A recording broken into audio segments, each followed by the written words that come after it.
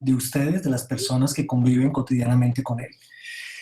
Antes de comenzar, quisiera con ustedes simplemente compartir una breve reflexión, y es que en este momento de pandemia, de coyunturas y cambios globales, tal vez el sector que va a estar más desprotegido y más olvidado es el sector cultura y patrimonio. Y digamos que en Colombia se ha vivido como un auge de convocatorias, becas y ayudas. No ha sido así igual para el resto del continente. Y estamos viendo que en Centroamérica y particularmente en el sur del continente, los recursos pocos y escasos para el sector patrimonio y cultura se están usando para paliar la crisis. Y en Bolivia se está viviendo una profunda crisis y tragedia, ya que desapareció el Ministerio de Cultura y los centros de arqueológicos y de antropología que velaban por el patrimonio milenario del altiplano boliviano, y en fin. Y es un momento en que está en peligro muchas colecciones museográficas, vestigios arqueológicos, y no se sabe qué va a pasar con ello. Entonces, este es un momento como estar atentos en nuestras comunidades y en lo demás, de que la cultura y el patrimonio no sufra más de la cuenta por la coyuntura. Ya habiendo hecho el aviso parroquial, entonces quiero simplemente reiterar la bienvenida a este evento, de participar y su curiosidad. Y estos conversatorios que con Laura hemos venido desarrollando, que es el tercero, es una iniciativa nuestra de intentar dialogar sobre patrimonio y cultura más allá de lo institucional, entiéndase las universidades y el sector público, y que sean los gestores, las personas que trabajan cotidianamente con el patrimonio, nos definan y nos expliquen qué es este concepto tan complejo y tan diverso. Entonces, hoy moderamos Laura López, quien es profesora de la UPTC, es antropóloga y arqueóloga, y yo, Julián Osorio, soy profesor de la Universidad Nacional y doctor en patrimonio. Y nuestra intención es que ustedes nos ayuden a construir y que repliquemos este mensaje de la importancia del patrimonio desde la apropiación social de las comunidades. Entonces, pues, mi estimada Laura, pues, tienes tú la palabra.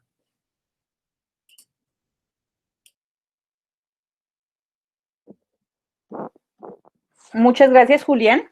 Pues bienvenidos a todos y a todas los que participan en este conversatorio. Hoy tenemos la posibilidad de compartir con 5 personas que han sido claves en los procesos de reconocimiento, de divulgación, de conservación, de lucha y de conversas frente a eso que llamamos patrimonio, y que cada uno lo ha venido sintiendo a su manera.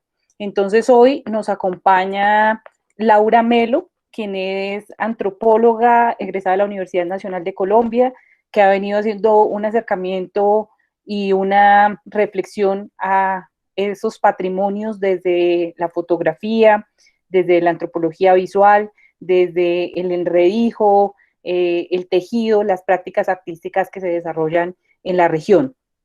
Nos acompaña también María Quinchanegua Nontoa. Ella es vigía del patrimonio del municipio de Iza y bibliotecaria de la biblioteca municipal, también hace parte de un proceso colectivo con el que ya venimos trabajando más de 10 años en el departamento, frente a la protección de estos territorios, también desde el patrimonio. Nos acompaña Freddy Medina, del municipio de Sáchica, quien ha sido gestor del patrimonio, quien estuvo acompañándonos en un proceso con el Centro de Memoria Oral en Sáchica, y ahora está entusiasmado con las dinámicas del patrimonio natural y del patrimonio cultural en el municipio. También nos acompaña Jaime Benavides, él es del municipio de Turmequé. Él es licenciado en Ciencias Sociales de la UPTC, fue estudiante mío y muy orgullosamente puedo decir que ha sido un gestor del patrimonio del municipio, que permitió a partir de su trabajo de grado entender otras dinámicas frente al patrimonio arqueológico, específicamente en el arte rupestre, y cómo es esa relación con el tema pedagógico, por ejemplo. Y no se ha unido, pero espero que llegue en próximos minutos, que es Jaime Susunaga, del municipio de Sogamoso, vigía del patrimonio, sociólogo y profesor de la UPTC, quien ha hecho también sus procesos de acercamiento al patrimonio. Entonces, no siendo más, sí me gustaría que cada uno de los que vamos nombrando se presente. Entonces, para que por favor prenda su cámara Freddy Medina, del municipio de Sáchica, y podamos reconocerlo.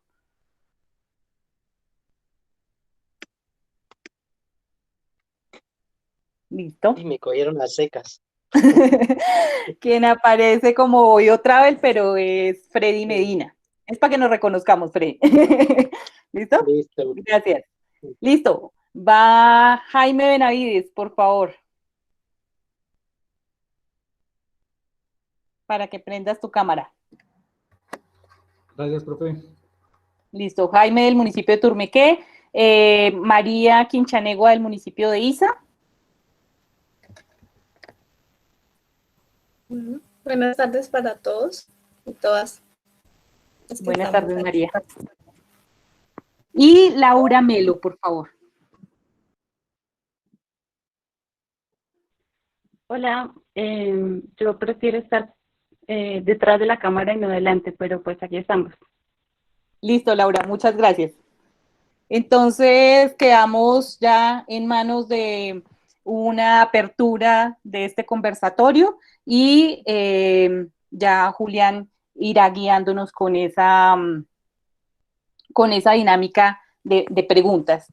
Pero antes de empezar, sí nos gustaría tener claro esas dinámicas o esos conceptos y esas percepciones que se tienen frente a qué es el patrimonio. Y el patrimonio, digamos que en sus amplitudes, no nos vamos a centrar ni en el patrimonio cultural ni en el patrimonio natural, sino desde cada una de las experiencias de ustedes que han estado en estos procesos, cómo podrían definir qué es patrimonio.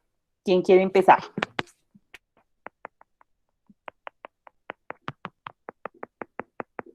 Eso toca como en la universidad. Jaime, por favor, comienza. Listo, hágale.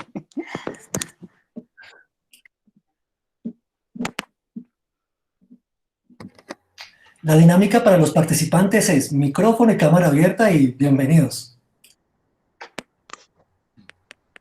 Bueno, pues muy buenas tardes para todos, para todas las personas que nos acompañan. Y pues bueno, quizás una de las preguntas más difíciles que le pueden hacer a uno que inicia en este tema, que inicia a involucrarse en todos los temas del patrimonio.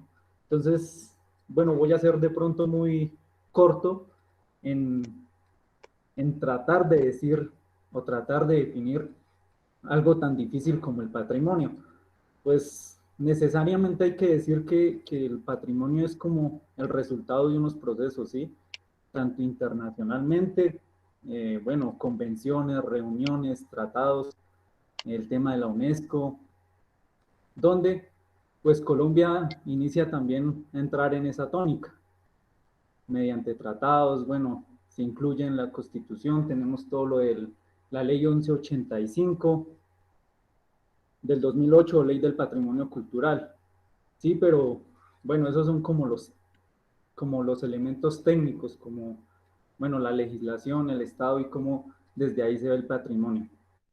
Pero es un concepto que evoluciona constantemente y depende desde donde se mire, el Estado, el departamento, el municipio, la comunidad o la gente del común, pues va a variar.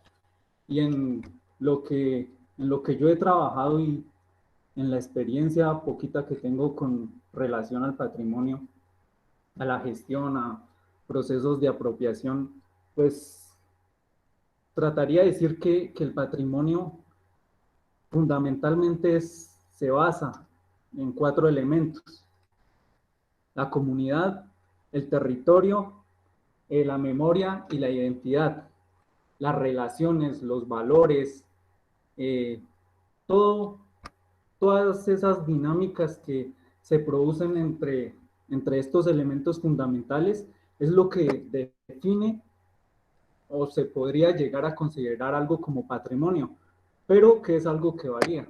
Lo que para mí es patrimonio, para otra persona ya no puede significar lo mismo o no puede representar lo mismo. Pues hablar de patrimonio es hablar de pasado, es hablar de historia, es hablar de costumbres, de lo que nos une, de lo que nos representa.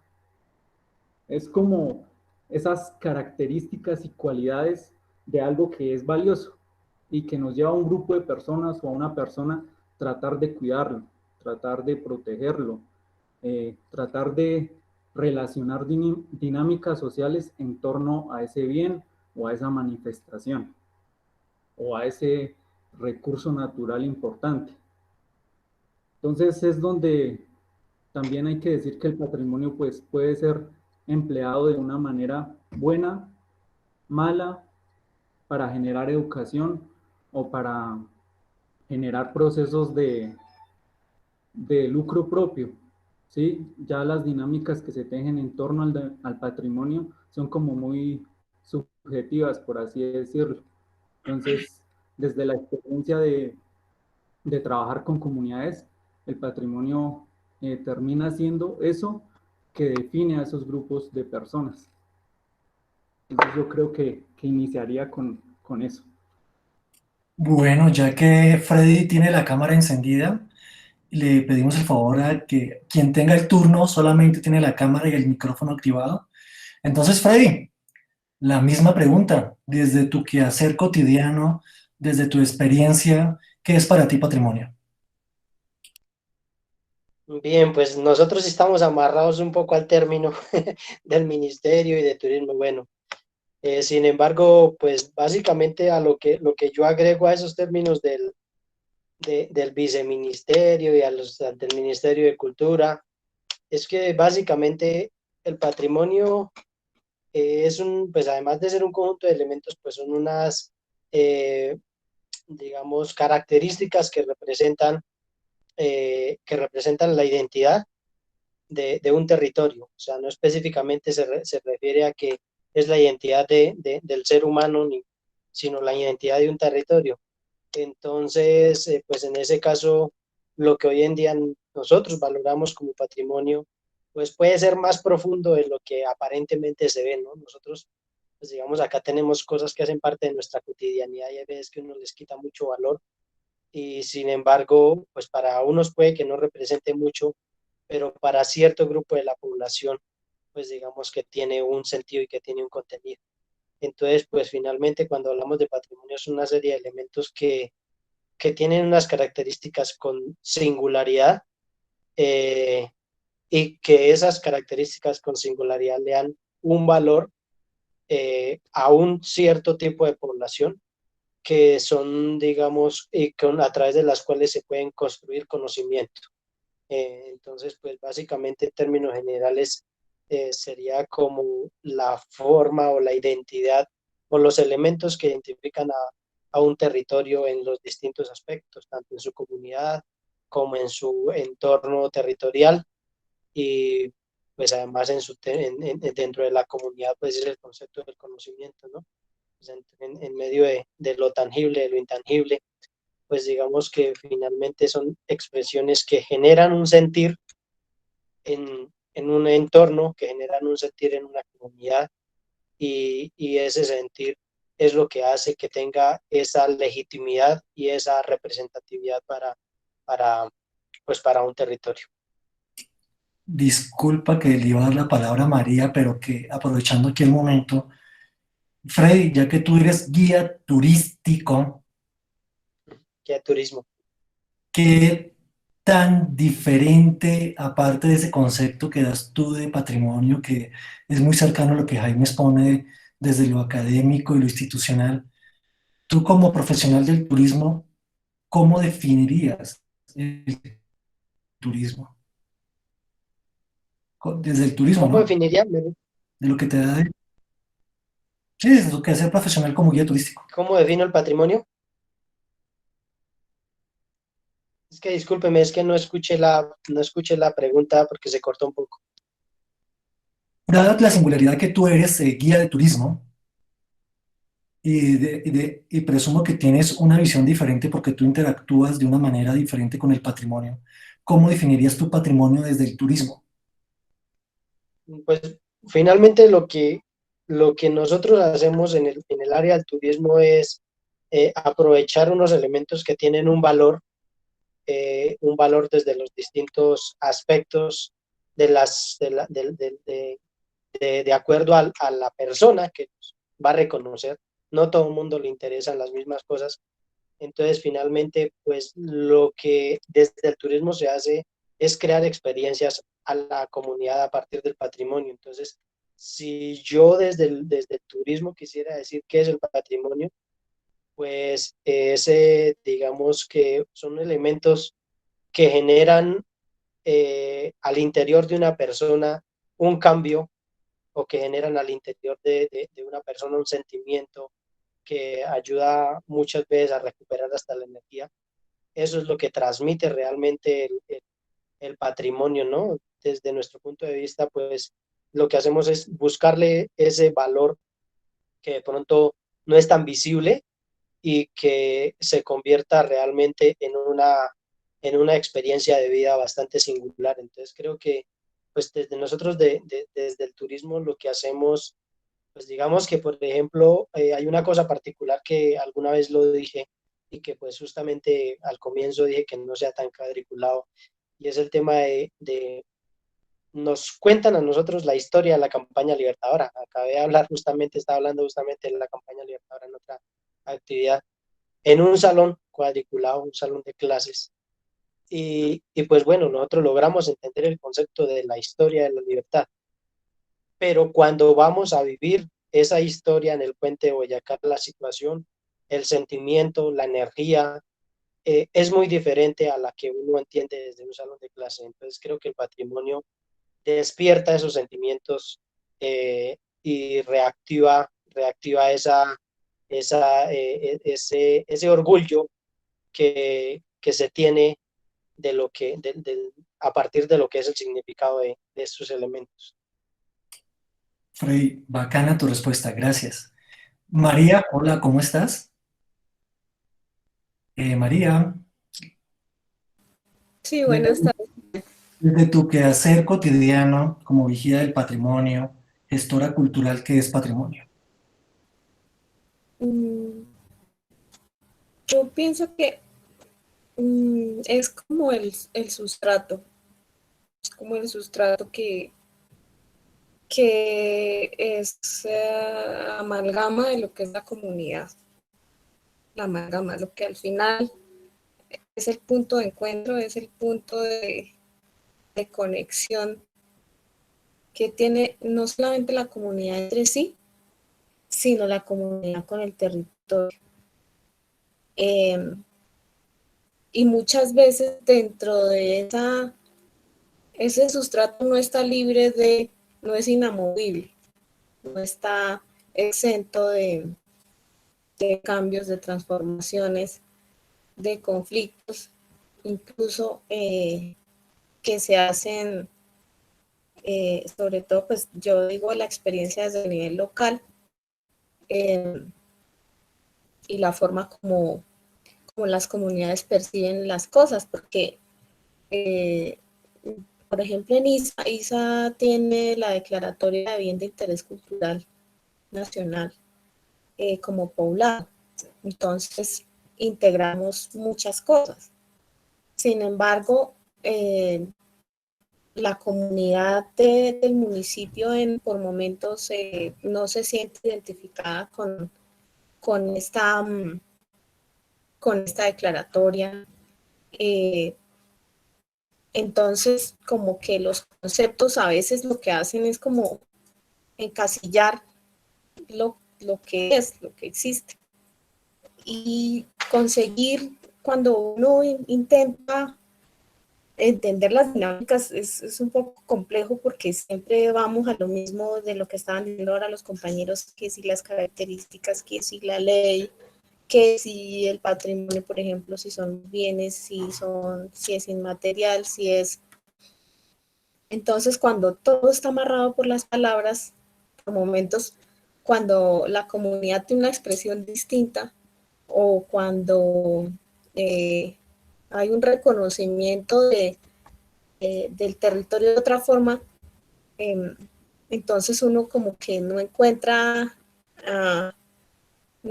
que el concepto y que el tema, que lo que se ha hecho institucionalmente sea lo que en realidad existe dentro de la comunidad, dentro del territorio. Para mí es ese sustrato, pero al final es un montón de contradicciones también. Te voy a hacer una preguntita más que es de curiosidad. Y entendiendo que, bueno, los vigías del patrimonio, pero en particular, y lo digo de manera bonita, no me lo entiendas mal, este primer escalón de la gestión cultural y patrimonial, que son los bibliotecarios, los vigías del patrimonio, pero me genera mucho más ternura el bibliotecario de un municipio. Estimado Iván López, ¿te puedo pedir un favor? ¿Puedes apagar tu cámara? Te lo agradecería muchísimo.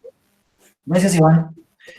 ¿Cómo tú, desde tu trabajo como bibliotecaria, sientes que la comunidad, a través de los libros, de ese espacio, siente el patrimonio, y en particular en un municipio que es patrimonial? Esta es una tarea, es un reto realmente, Julián, porque de hecho, pues yo llevo poco tiempo en el cargo, estoy desde enero, y de por sí entender, es decir, la biblioteca, en mi concepto, es lo que pienso alrededor de lo que veo desde la comunidad hacia la biblioteca, es que se entiende la biblioteca como un espacio que es para estudiar y que está vedado para las comunidades, o sea que es un lugar para estudiantes, que es un lugar para universitarios, que es un lugar para los niños del colegio, para los niños y para los niños del colegio. Pero que usted como campesino, pues que cualquier día se le ocurre pasar por ahí, simplemente sentarse a esperar el lechero que lo lleve a la vereda y por ahí medio revisarse un libro, mirar algo, ver algo y estar en ese espacio, ellos no lo sienten tan cercano, me parece. Entonces es porque esa forma, esa idea de sacralización que se le ha puesto un poco al espacio de la biblioteca, como que estoy ahí porque yo sé ciertas cosas y si no, no me puedo acercar. Eso es como que ha alejado es un poco a la comunidad. Entonces, ahí está precisamente el qué hacer, porque la idea es conseguir que la gente, que digamos, se vea el libro o las letras como amigas, como algo que es divertido, algo que podemos hacer en cualquier lugar, que la biblioteca no es un espacio cerrado, sino la biblioteca hace parte de la comunidad y que la biblioteca debe ir a la casa, debe ir a la vereda, debe estar donde está el petroglifo y de alguna forma interpretar, dar una explicación de lo que significa ese petroglifo en ciertos términos, aunque cuando se hace ese diálogo en esas visitas que son, me parecen muy, muy, muy bonitas, o sea, la salida de la biblioteca hacia los espacios de patrimonio arqueológico. Apenas pudimos tener una por el tema de la pandemia, pero ese acercamiento de los niños y anclarlo de alguna forma con el libro y con el conocimiento es importante, es urgente y no es excluyente, o sea, porque también como siempre le dicen a uno, no, hay que armar el grupo con el grupo de niños o con el grupo de estudiantes, pero no con la gente, con el adulto mayor o con la comunidad en general. Por lo que digo, se siente un poco alejado el espacio y este es un reto que pues estamos en el proceso, ¿no? De seguir adelante y de hacer el trabajo. María, muchísimas gracias, y también ahí dejas una buena inquietud, y es cómo se enseña el patrimonio en estos espacios, que bueno, será tema para otro debate, pero es muy interesante. Iván, hola, Iván López, que te vemos con la mascarilla, te agradezco si puedes apagar tu cámara para no colapsar Todo, gracias.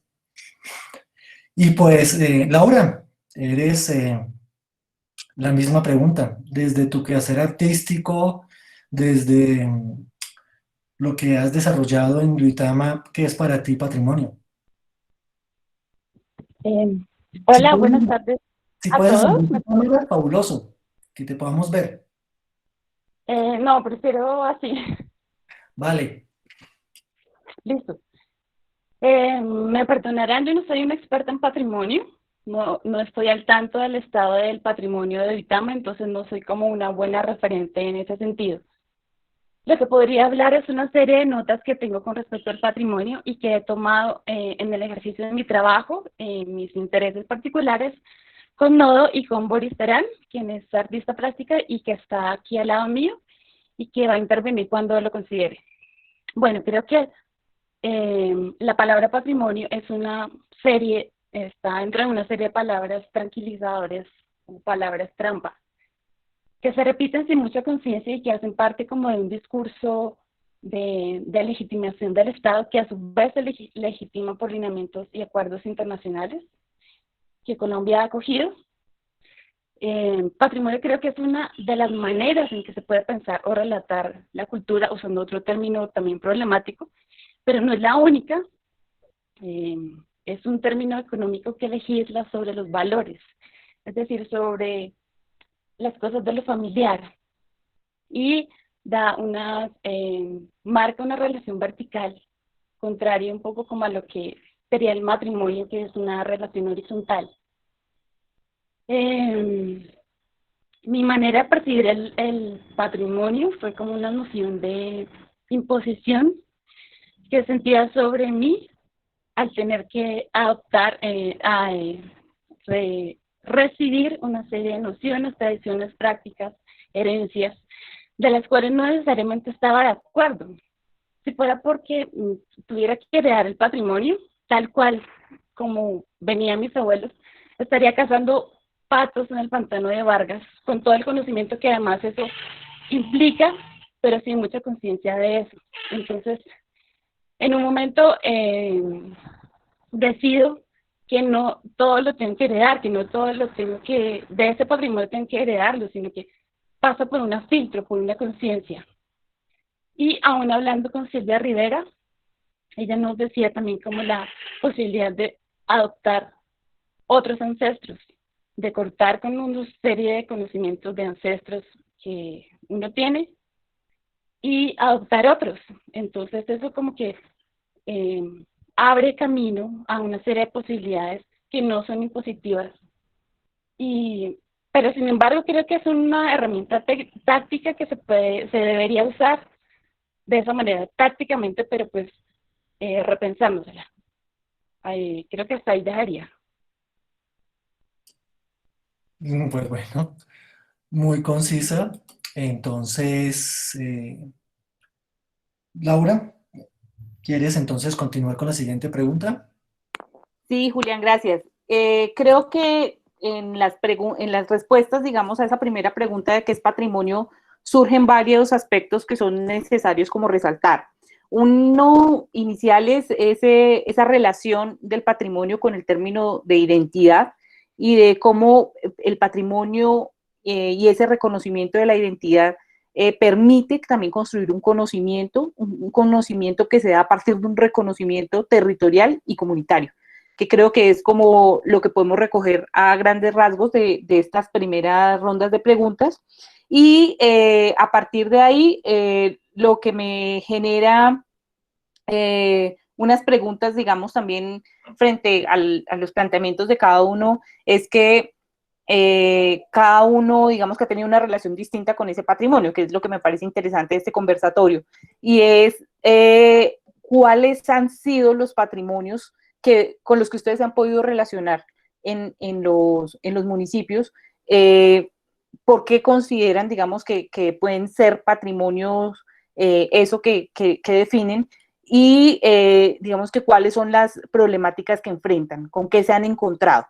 Entonces, desde ahí, creo que empezaríamos, por ejemplo, con María Quinchanegua, para poder entender esos patrimonios. Tú mencionabas el tema de los petroglifos y de lo arqueológico, pero en ISA digamos que hay esos otros patrimonios que ustedes han visto que han tenido unos conflictos y que se ha podido aproximar desde otros espacios.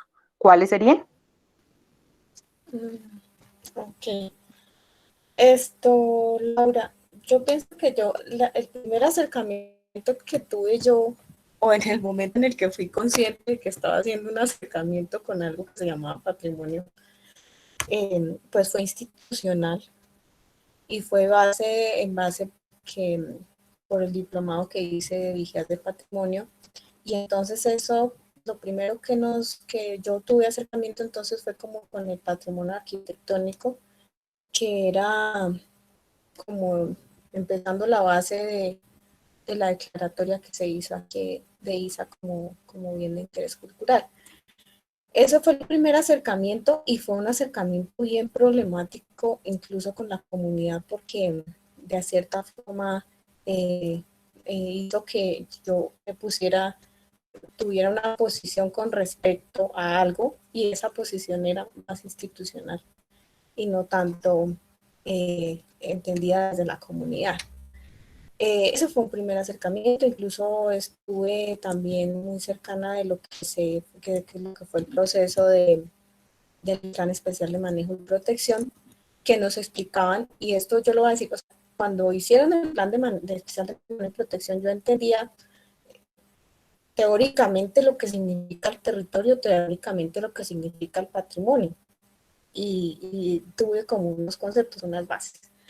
Sin embargo, con el tiempo viene el proceso de la entrada de una empresa petrolera aquí a la provincia de Subamuxi, y esta empresa pues va a hacer una entrada al municipio de Isa, y esa entrada que hizo y esa forma en la que se posicionó, esa forma en la que de alguna forma como que se pisoteó lo que yo entendía como el municipio, lo que hasta ese momento era teórico, en ese momento empecé a darme cuenta que era algo que tenía una relación directa conmigo y que podía estar en peligro en algún momento, y ya fue más que las casas y más que el patrimonio urbanístico, entonces empezó a significar que era, por ejemplo, la montaña, por ejemplo, el agua, que era pues, y las veredas y la misma gente, el habitante rural, y su permanencia en ese territorio y su forma de relacionarse, y cómo la empresa llegó y nos mostró una realidad distinta de la que estábamos acostumbrados a ver. Y pues a mí hubo algo un poco doloroso para mí en ese momento, y es el hecho de que él hubiese entrado cuando se empezó el proceso de sísmica, la empresa cableó las calles y la plaza de Isa. Entonces, en ese momento, y nosotros sabíamos que, pues, empezamos como a ver cosas y empezamos a darnos cuenta que esto podía tener algunas implicaciones de daños estructurales o algo así. Y entonces yo vi cableado todo, o sea, el frente de la iglesia y el parque. En ITA, el icono, y pienso que es un punto del nodo del sentir, del ser, del patrimonio real de ISA, y es el divino Salvador y la fe hacia eso. O sea, de alguna forma no sé, es como inmaterial obviamente, pero se conjugan muchas cosas en este icono, y ver que la empresa pues había profanado de cierta forma algo como pasar por enfrente de la iglesia con los cables, para mí fue una cosa que me movió, y pues ahí empezó una relación distinta, viendo algo que más allá que lo arquitectónico y que los meros conceptos, sino la realidad de del sentir, del ser. No sé, no sé si me hago entender. Sí, María, creo que, digamos que coincide un poco con el planteamiento y la definición de Jaime y de Freddy, y es que el patrimonio de alguna manera también genera unos sentidos que trascienden las palabras y la materialización y que genera unas emociones y unos sentimientos que están por encima de otras cosas. Y cuando eso se da, pues digamos que se generan todos esos procesos de lucha y de resistencia que se han dado en la provincia de Sogamuxi. Freddy, ¿nos quieres contar cuáles son esos patrimonios que hay en ese territorio de Sáchica y de la provincia de Ricaute, que es un montón, digamos, en su diversidad y en su potencial, y cuáles son las problemáticas que enfrentan?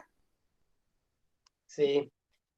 Bueno, digamos, bueno, antes voy a completar un poquito lo que estaba hablando anterior, porque pues justamente, pues el patrimonio, como todos lo estamos diciendo, se convierte básicamente en una fuente de conocimiento, un centro de crecimiento intelectual.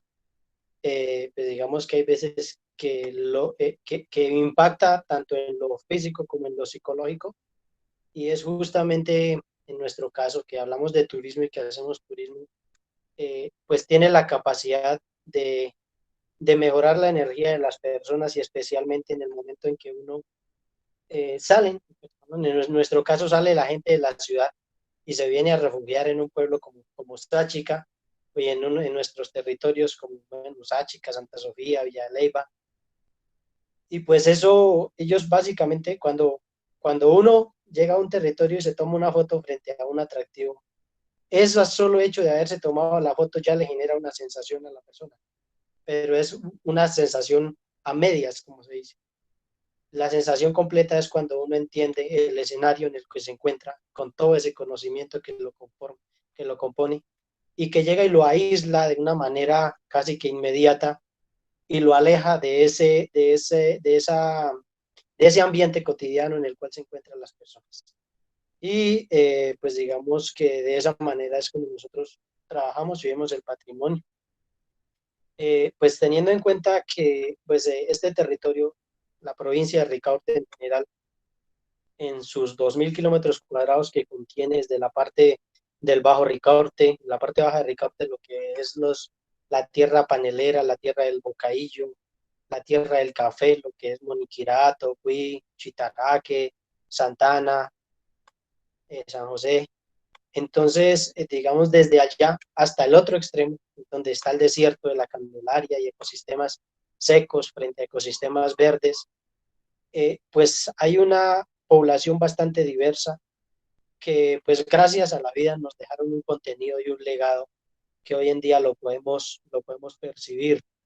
Ese legado se refleja en cosas como, o en elementos de gran importancia, como ser la cuna carranguera, la cuna de una música tradicional que cuando la bailamos divierte, pero cuando la entendemos nos genera un tema de identidad, de volver a nuestras raíces, de entender lo que es nuestro territorio y por supuesto que amar la tierra, porque creo que es en lo que más está fundamentada la carranga, en entender a nuestra comunidad y la evolución que ha tenido.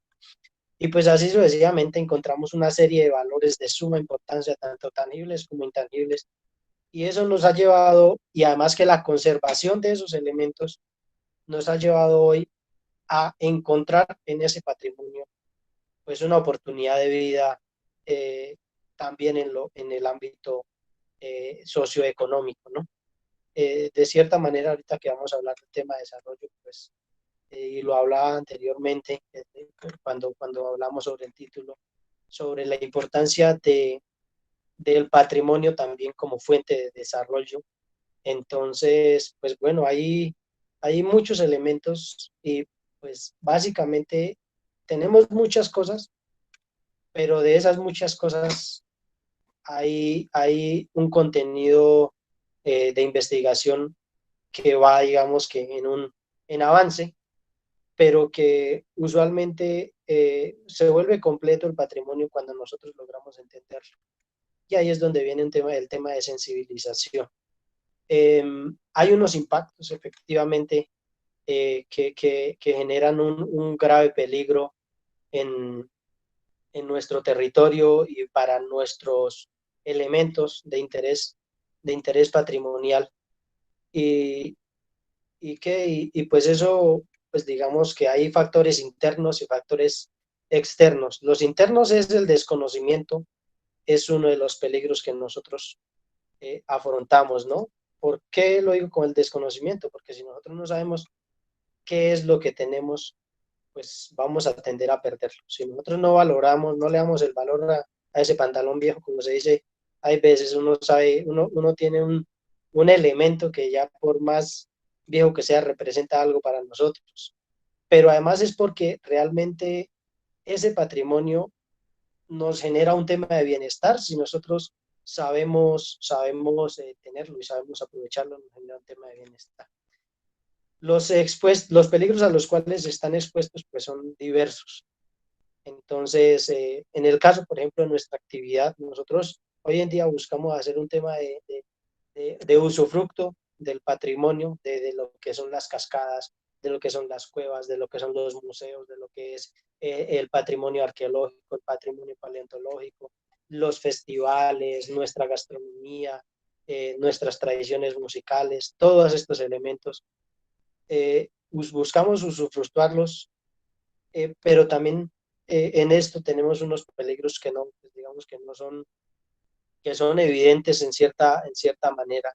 Y, por ejemplo, en el caso de la actividad del turismo, lo que tiene que ver con actividad sin tener capacidades de carga, que es uno de los peligros, que los escenarios no tienen una capacidad de carga, no tienen una investigación profunda, no tienen una reglamentación. Entonces, pues debemos ser pues demasiado consecuentes y conscientes de lo que estamos haciendo, y nosotros mismos automáticamente limitamos nuestras capacidades de carga, pero es un peligro al que sigue expuesto el territorio, el hecho de no tenerlos organizados, de no tenerlos reglamentados esos escenarios, pues eso siempre genera impactos.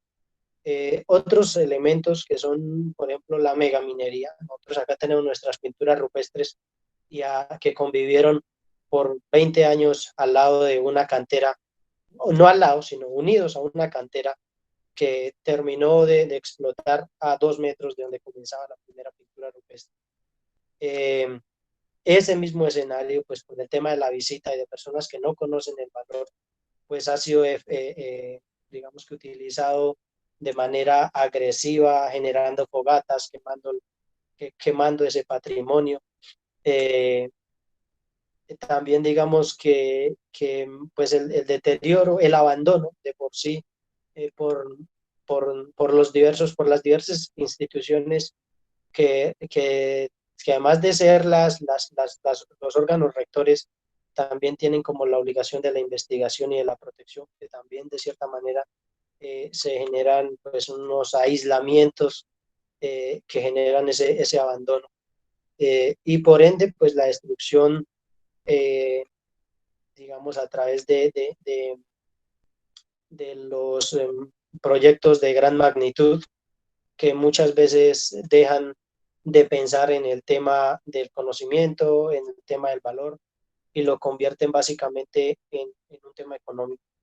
Y pues ya más adelante para hablarles para continuar esta reflexión en cuanto al tema económico, donde vamos a hablar de desarrollo, pues voy a profundizar un poco en cómo vemos el turismo en armonía con el territorio. Gracias, Freddy.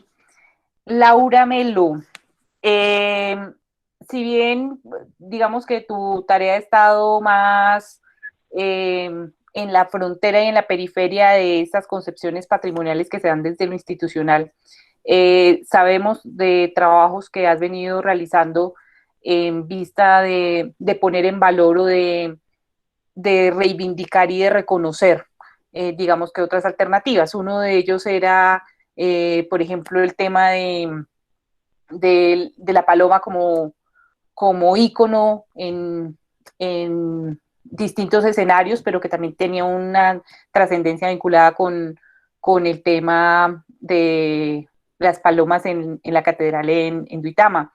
Pero, por ejemplo, hay unos temas de ciclismo y de cosas que has venido recuperando. ¿Quisieras contarnos de algunos de esas posibilidades de ver y de reivindicar y de resignificar esos territorios?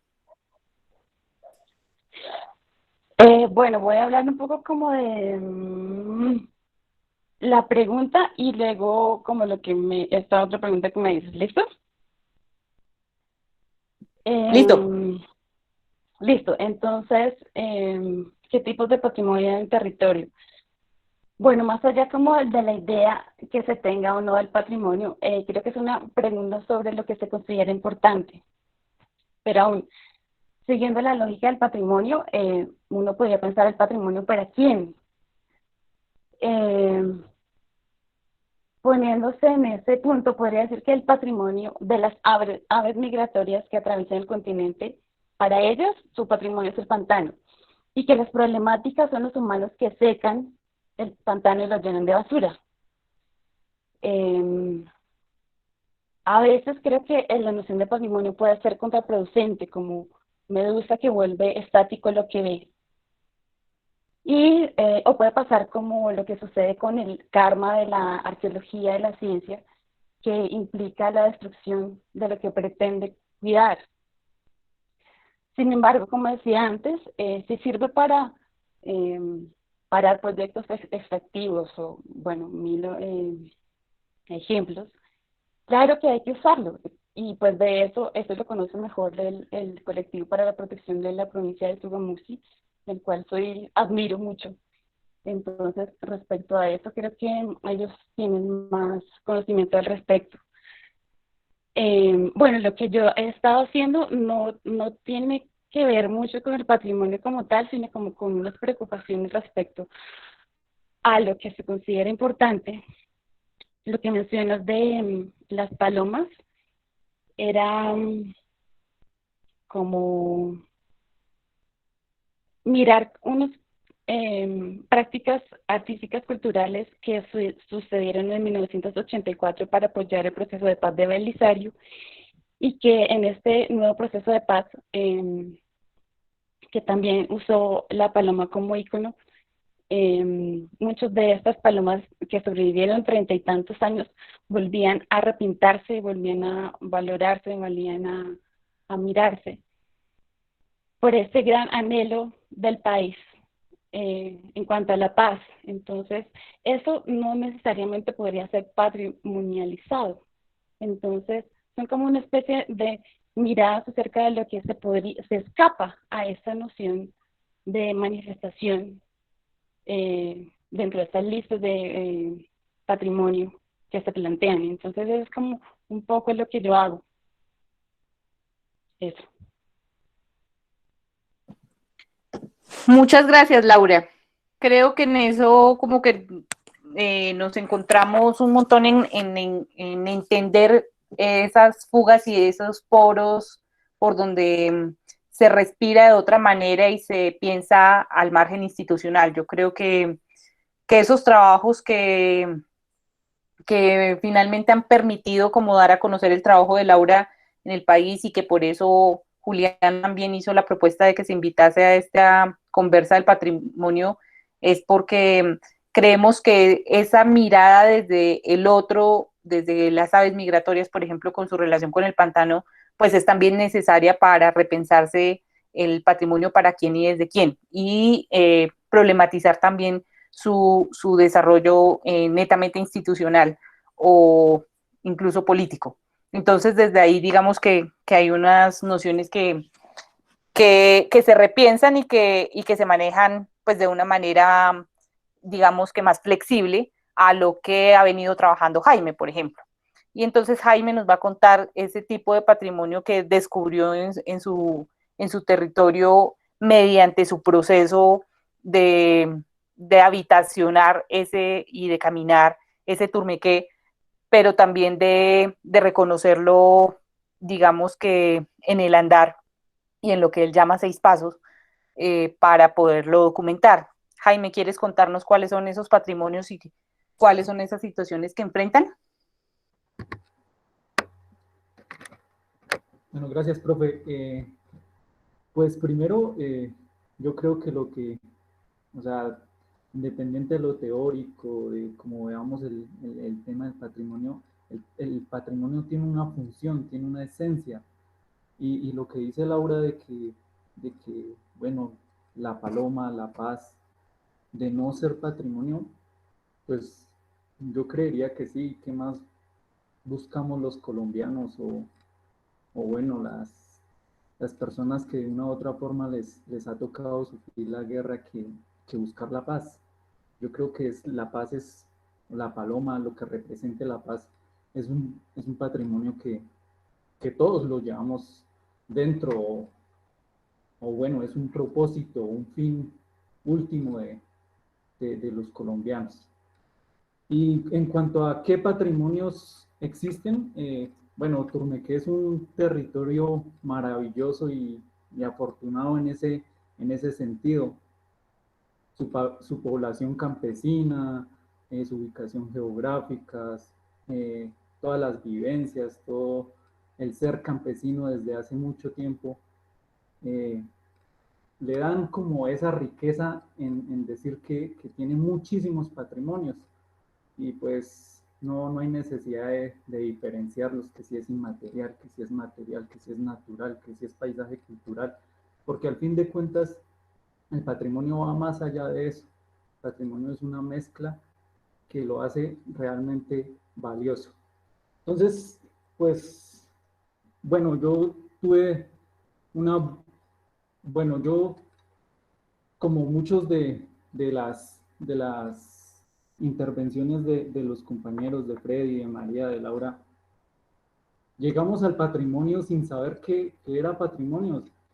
Yo desde pequeño había visto múcuras, había visto arte rupestre, había escuchado a los abuelos hablar de cómo se relacionaban con esos objetos, con las cosas de los antiguos, con las cosas de los indios, cómo se relacionaban con el cerro, con la laguna. Era algo totalmente diferente como es ahora. Antes era, mejor dicho, era juguetera segura ir al cerro solo, porque era un lugar de respeto, era un lugar que tenía su misterio, ¿sí? Entonces ya llegando a la universidad fue cuando, pues de todas maneras, hay como una necesidad de, de, de eso teórico para lograr un propósito, que fue el registro, bueno, el inventario, registro, hacer un proceso de gestión y apropiación del patrimonio arqueológico a partir de la comunidad. Entonces la comunidad fue la que ayudó en la zonificación, en el inventario, en llevarme a los lugares, en esos procesos de aprendizaje, en esa esencia del patrimonio arqueológico, ¿sí? De cómo las personas se relacionan con esos objetos y gracias a esa relación se logra que al día de hoy en el municipio de Turmequé podamos hablar de patrimonio arqueológico, de ese legado de los antiguos. No, no fue necesario, o creo que estas experiencias podrían de una u otra forma darle un valor técnico para no tener que intervenir el suelo, investigar, bueno, tratar de generar conceptos técnicos a partir de lo que la gente ha encontrado, pues para no generar, pues no sé, ese tipo de afectaciones. Y ya pues saliéndonos un poco del patrimonio arqueológico, que es como en lo que más he trabajado en el municipio de Turmequé. Yo soy de Turmequé y pues sería como hablarles, tratar de enamorarlos de este terruño entre los departamentos de Villapinzón y Boyacá. Pues bueno, en Turmequé existe, como lo mencionaba antes, por todos los procesos, por la historia, por las costumbres, por la manera en que la gente vive, en que se relaciona con el territorio, en que viven eso de ser paramunos, de ser campesinos, de su historia. Bueno, Turmequé podríamos remontarnos, bueno, ya lo que dije, tiene una gran riqueza en patrimonio arqueológico, en esas evidencias materiales de los antiguos, en una tradición oral gigantesca.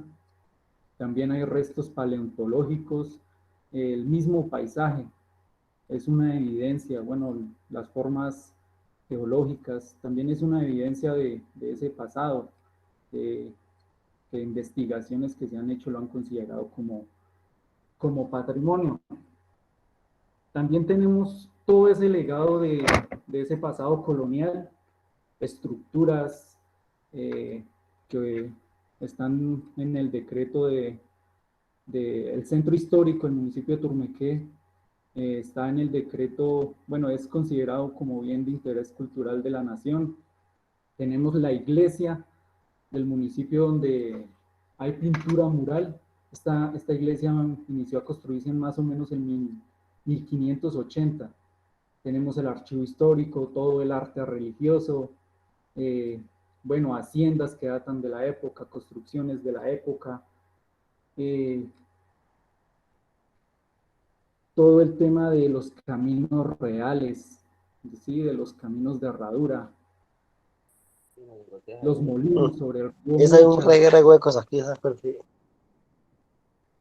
Juan Carlos. Ya también tenemos un sinnúmero de tradiciones relacionadas con el cuidado de la semilla, medicina tradicional, esas experiencias campesinas, el conocimiento empírico del tiempo, la relación con las labores de campo. En Turmequé todavía se mantiene ese lunes de mercado, las fiestas o murgas, las fiestas de San Isidro, las fiestas patronales, todo el tema que tiene que ver con las siembras de agua o el llamar el agua, la medicina tradicional y otros relacionados con todas las prácticas, bueno, de la tradición católica, Semana Santa, Jueves de Corpus, la Cruz de Mayo, y cómo esas relaciones más que con lo católico, con otros pensamientos, con otras dinámicas que van más orientadas a la tradición oral de los campesinos. Pero también tenemos esas cosas que podríamos llamar como los patrimonios incómodos. Y por ejemplo es el tema de las juntas de acción comunal como cuidadoras del territorio, como generadoras de procesos de cultura, y las juntas de acción o juntas administradoras de los acueductos rurales, que pues gracias a su trabajo y a su dedicación protegen y tienen muy, por decirlo así, a raya el tema de la privatización del agua en Turmequé. Entonces es más o menos un esbozo y pues de pronto se me quedan muchas cosas de la riqueza, de lo que es la riqueza patrimonial, por así decirlo, del municipio de Turmequé. ¿Y qué problemáticas? Pues muchísimas, iniciando por ese mismo hecho de considerarlo patrimonio, ¿sí? En procesos de patrimonialización, y me voy a referir a uno específico, hay un lugar que se llama el Cerro de Pozo Negro, ¿sí? Es un lugar fascinante, la riqueza natural, toda la tradición oral que tienen los campesinos de la zona con el lugar, todos los procesos que han sucedido ahí. Y en ese lugar existe arte rupestre. La piedra está, bueno, como digo, la piedra llegó hasta nuestros días, soportando, superando un sinfín de realidades. La roca o el soporte rocoso está ubicado en una zona de cantera de donde por siempre se usó piedra. O sea, la piedra sobrevivió a muchos procesos, al mismo tiempo, al mismo olvido, a esos temas, a ser un lugar en tiempos pasados quizás pagano. Y la demora fue que llegaran estos señores a hacer turismo, a hacer un proceso de patrimonialización del senderismo, crearon todos los conflictos y las personas, fueron tanto los conflictos que se generaron que las personas terminaron o tapando con carbón de leña la pintura rupestre. O sea, fue tanto el conflicto, tanto el mal ambiente que generaron en torno a un proceso de patrimonialización donde se hizo todo mal. Y bueno, y es una cosa que se refleja en otros elementos patrimoniales que tiene el municipio. Podría mencionar también el control, el poco control o el nulo control que tiene el municipio sobre sus activos culturales, a pesar de que tiene una oficina de cultura, bueno, y no, el municipio no tiene el control de sus activos culturales. Bueno, el mismo hecho como de la autodestrucción, ¿sí? En el municipio tenemos un cementerio que lo llamamos el cementerio antiguo, y las personas se llevaban las piedras de los panteones para afilar cuchillos. O sea, son esas dinámicas y esas cosas que pasan que uno, pues, bueno, en este esfuerzo de entender el patrimonio, también entender esas realidades. Todo el tema de la guaquería, del vandalismo, del mismo hecho de generar esos procesos de patrimonio, ya responsablemente usted termina siendo un enemigo de la comunidad. Usted hablar del patrimonio, entonces ya es estar mal ante la comunidad. Entonces, para mejorar eso, fue que realizamos, ejemplo, nuestro trabajo de grado en torno al patrimonio arqueológico desde otra visión totalmente diferente, como eje central a la comunidad. Muchas gracias, Jaime. Yo creo que nos das un panorama gigante de todas las dinámicas y las características que podrían considerarse patrimonio en un municipio que puede ser, digamos que, ampliado a otros municipios de Boyacá, no solamente para el caso de Turmequé.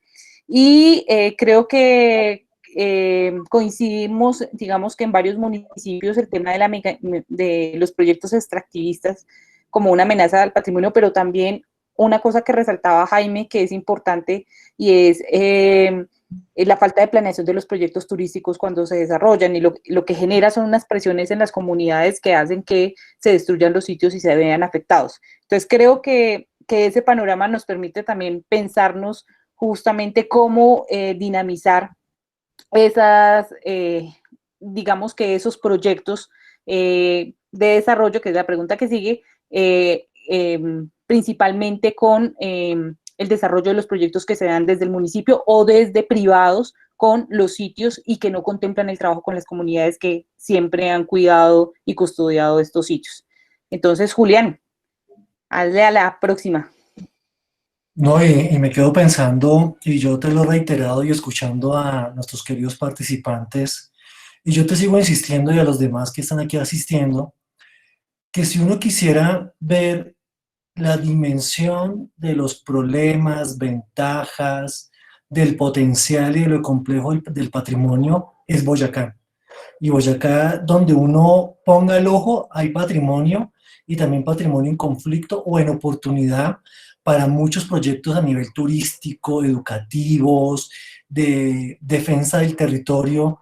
Y yo sigo insistiendo, es que a Boyacá toca trabajarle muchísimo, tiene muchísimo para decir, para mostrar como un laboratorio. Es más, en un territorio tan pequeño tiene una universidad con un posgrado dedicado a temas de patrimonio, tiene colectivos organizados en defensa del territorio a través del patrimonio, tiene una cantidad ingente de municipios declarados patrimonio, sitios arqueológicos.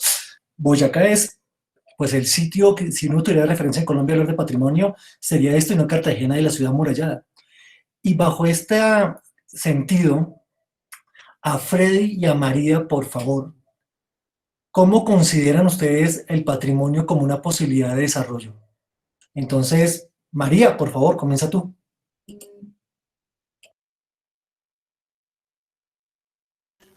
No, pero ¿cómo me hacen eso? Pero María, despacito, la pregunta es bonita. Sí, claro. Me ponen un montón de... Ponen camisa de 11 varas.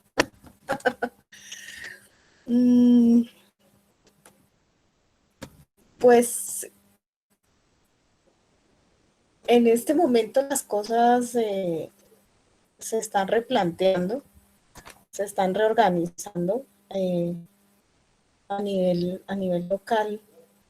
También está el hecho de que, o sea, este es un punto complejo, muy complejo, porque el desarrollo pues implica necesariamente el tema de los recursos, ¿no?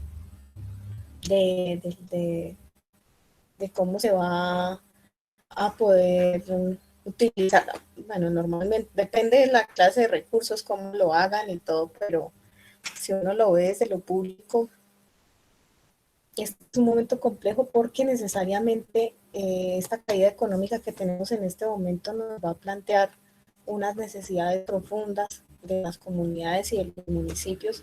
En este momento pues hay una preocupación, por ejemplo, o sea, de hecho creo que eso habría que revisarlo en casi todos los municipios de Boyacá porque muchos de los municipios, yo creo que el 80%, si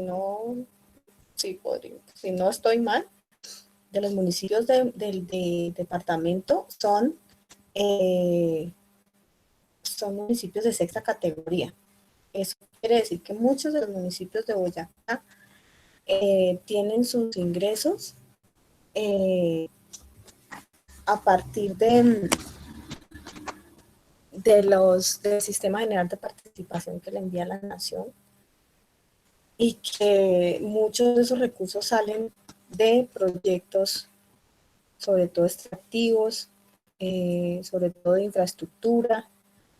Y entonces, ¿qué es lo que pienso yo que puede pasar? Va a haber una profundización, una aceleración de pronto de la capacidad de las empresas extractivas de entrar a los territorios, porque en este momento además estamos como un poco vulnerables, mucho más vulnerables de lo que estábamos en otro momento, cuando nosotros, digamos, estamos hablando, como decía Laura, 10 años atrás.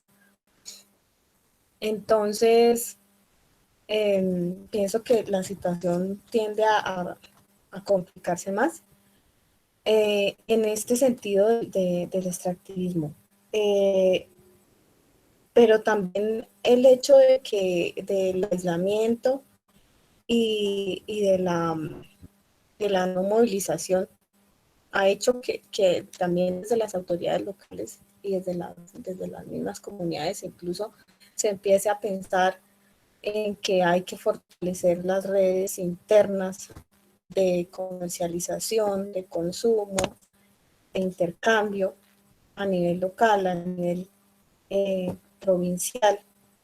Entonces, si bien hay un tema de amenaza muy fuerte que yo veo, también hay una oportunidad de resignificar esos espacios, esos patrimonios que tenemos, y también de pronto ver cosas que estaban ocultas. Por ejemplo, bueno, no sé, tal vez es por el hecho de que yo en este momento estoy en este encargo, pues en este trabajo, y es que, por ejemplo, en ISA se le ha dado una importancia al tema arquitectónico y de pronto al arqueológico un poco, aunque realmente no ha sido lo mejor, pero por lo menos se reconoce ya. Pero entonces también hay el inmaterial. Por ejemplo, ISA, en la biblioteca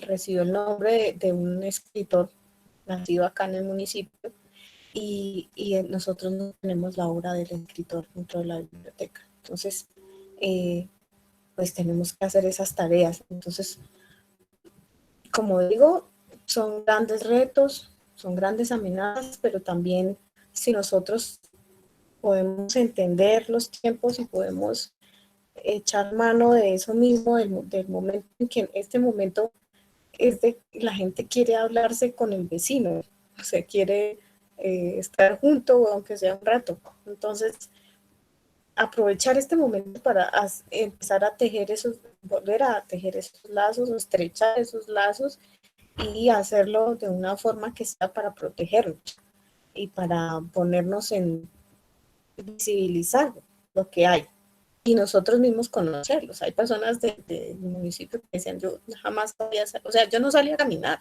yo no caminaba, yo no hacía ejercicio, yo no hacía nada, pero como ahora nos dicen que hay que quedarnos en la casa y la otra opción es salir a caminar, entonces se han dado la tarea de andar hacia las veredas y de reconocer. Entonces eso me parece que a largo plazo puede ser alguna ventaja para nosotros, los que estamos en este camino, en este trabajo.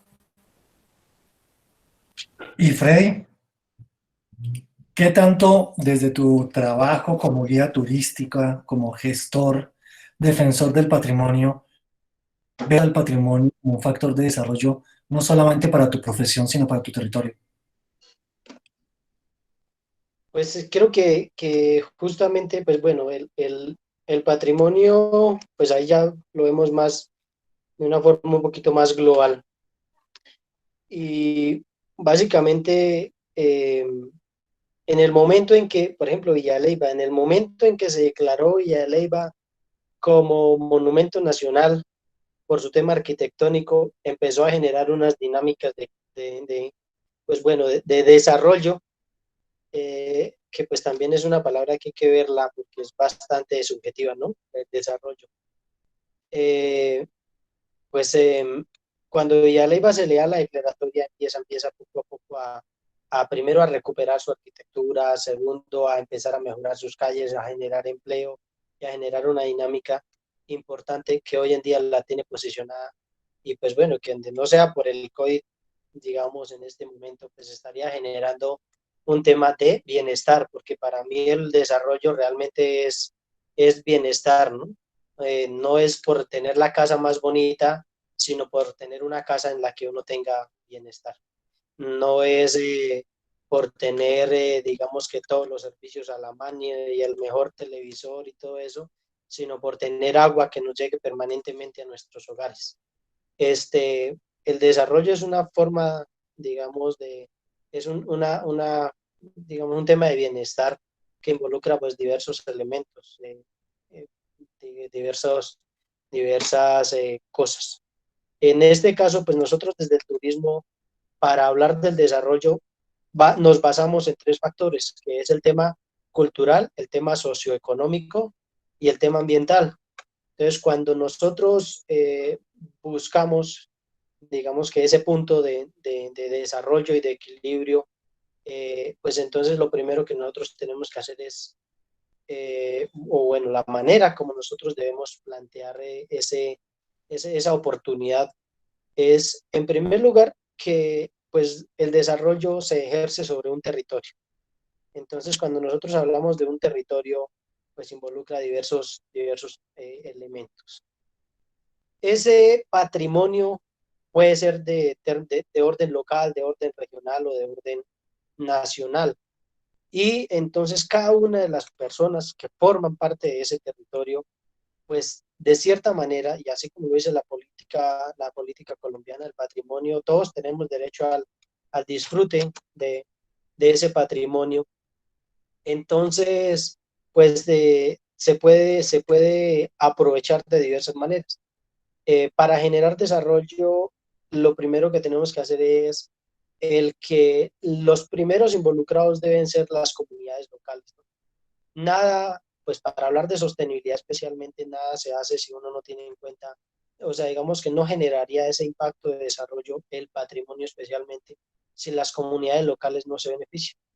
En ese caso, pues por ejemplo, si nosotros en Sáchica, por ejemplo, tenemos el pliosaurio más grande del mundo, que es una pieza paleontológica que se encontró hace alrededor de 8 años. Pero si, por ejemplo, nosotros lo ponemos en el contexto de que no necesitamos crear un museo y no tenemos las condiciones económicas en el momento para crear el museo, entonces vamos a buscar un comodato para que alguien de afuera venga, lo aproveche, pues sí, va a generar una economía para una persona o algunas personas, pero no genera desarrollo pues para un territorio. Entonces, pues lo primero que nosotros tenemos que entender y tener en cuenta básicamente es que los primeros, digamos, las primeras personas que deben beneficiarse a través del patrimonio para generar ese desarrollo, tanto en el término intelectual como en el término económico, como en el término de desarrollo social, como en el tema de fortalecimiento cultural y de fortalecimiento ambiental. Entonces, pues básicamente es tener en cuenta en que esos procesos se hagan de manera equilibrada. De lo contrario, va a ser un tema de economía, más no de desarrollo. Entonces, pues en esos términos es también tener la visión, porque no todo el mundo, digamos que tenemos el mismo concepto, la misma visión en cuanto al patrimonio. Este, para algunas personas, por ejemplo, nosotros cuando tuvimos la oportunidad de trabajar con Laura en el proceso de investigación del Centro Local de la Memoria, todo el mundo nos hablaba de una casa. Entonces, esta casa fue donde comencé yo a estudiar, y en esta casa fue donde fue nuestra primera alcaldía, esta casa fue donde trabajó mi papá. Bueno, hablaban específicamente de 3 o 4 casas, pero resulta que para nosotros se convirtió en un tema que tenía un gran contenido histórico y de importancia para convertirlo en uno de esos bienes de valor de la comunidad, que eso fue lo que representó desde la comunidad, pero que para algunas otras personas ya por lo menos esa casa está en peligro y en riesgo de que se colapse su techo. Entonces para otras personas eso se convirtió en un ruinas. Entonces, finalmente, digamos que el patrimonio puede ser una oportunidad de desarrollo desde el punto de vista en que nosotros lo veamos. Y el ejemplo claro precisamente pues uno de los ejemplos claros es Villa de Leyva. Sin embargo, pues a los peligros que se enfrenta es a que el beneficio directo no sea para los locales, sino sea para la gente afuera, porque eso no genera armonía ni genera crecimiento, ni un crecimiento social para las comunidades locales. Muchas gracias, Freddy. Creo que ahí empiezas a tocar una de las preguntas que nos están haciendo y es justamente cuáles son los criterios que deben cumplir para que un municipio o bien sea catalogado como patrimonio.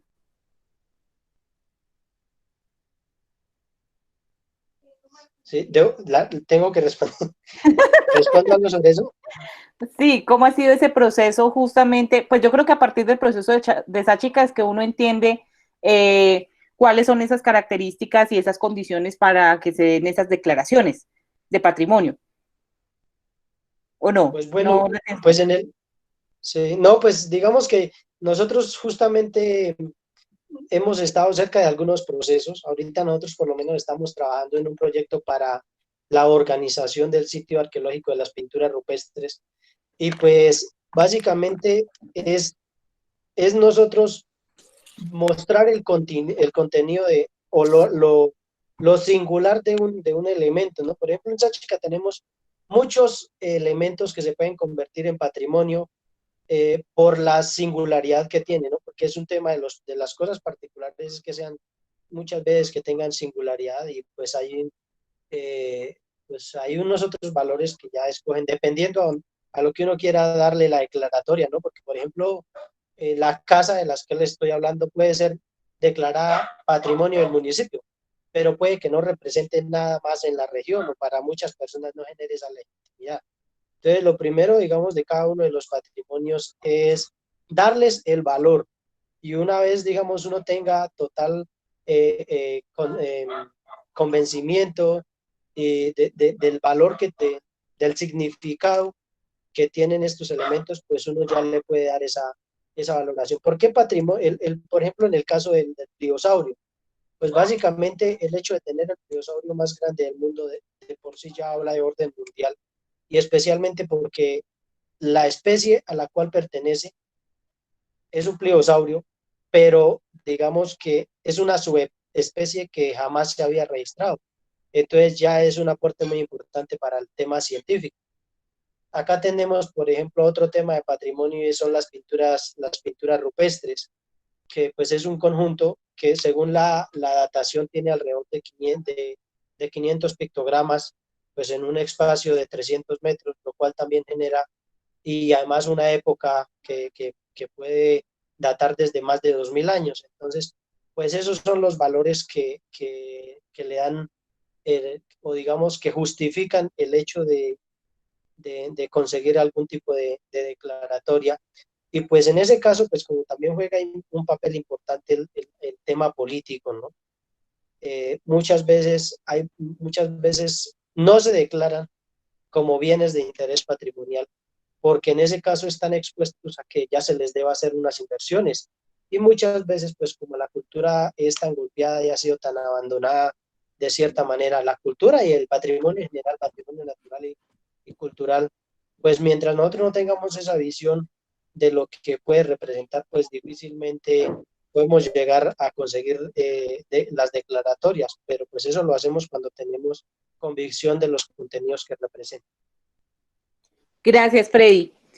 Para Laura y para Jaime, y con esta pregunta cerramos, así que si tienen algunas preguntas para hacerle a los participantes, por favor vayan haciéndolas en el chat. La pregunta es, ¿cuáles son las estrategias, métodos y experiencias que han tenido con sus comunidades para la apropiación y divulgación del patrimonio? Inicia Laura, por favor.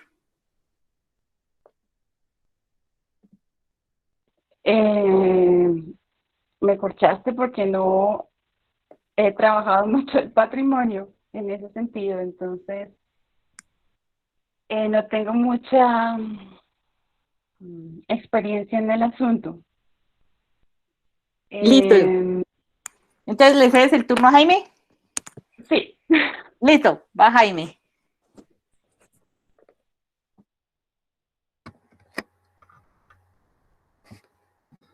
Bueno, Laura,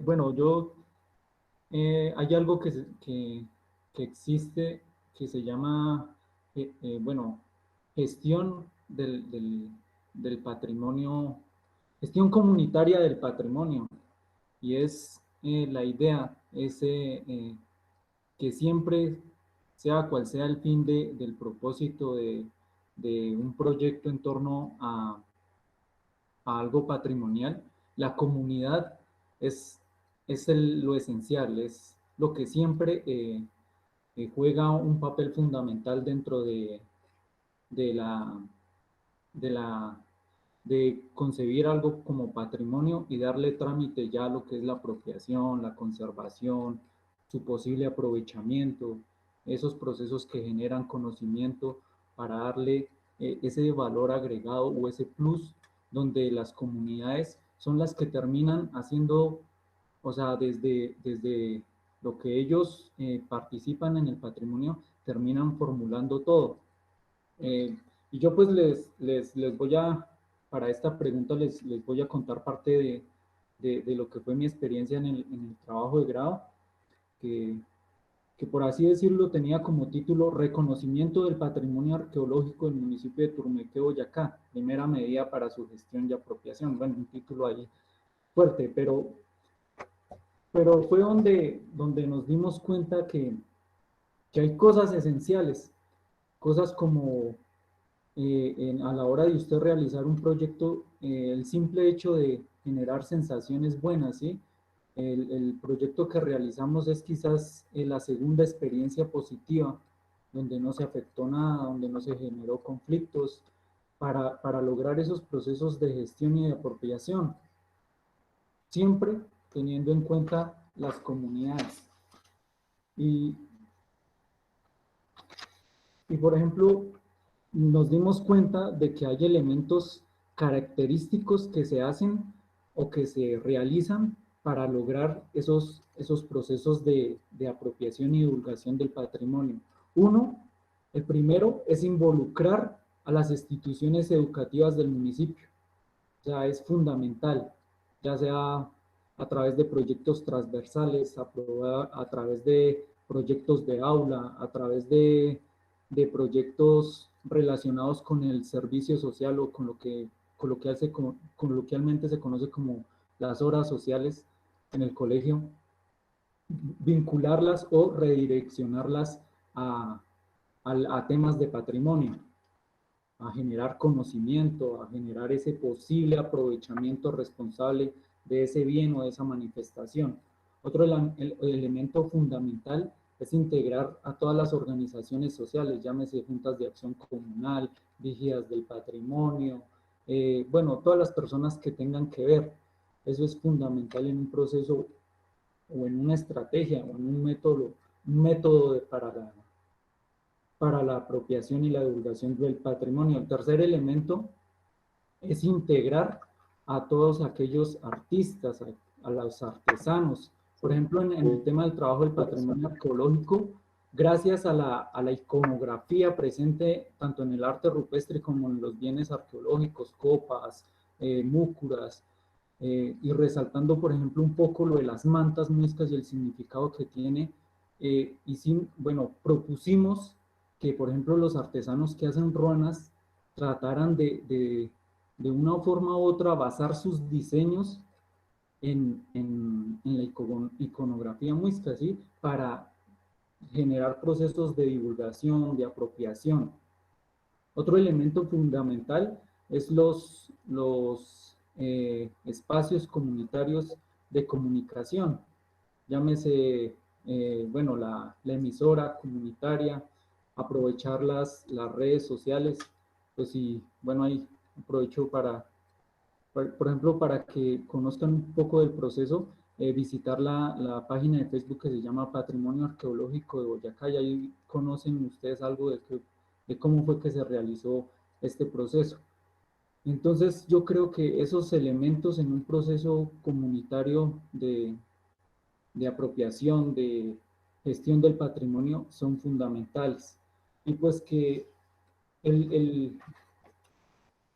otro elemento fundamental en estos procesos de apropiación y de gestión y de reconocimiento del patrimonio arqueológico, y que ya pues los compañeros que están interviniendo lo han expuesto, y algo fundamental es el tema de la educación, el conocimiento, el aprender y el enseñar.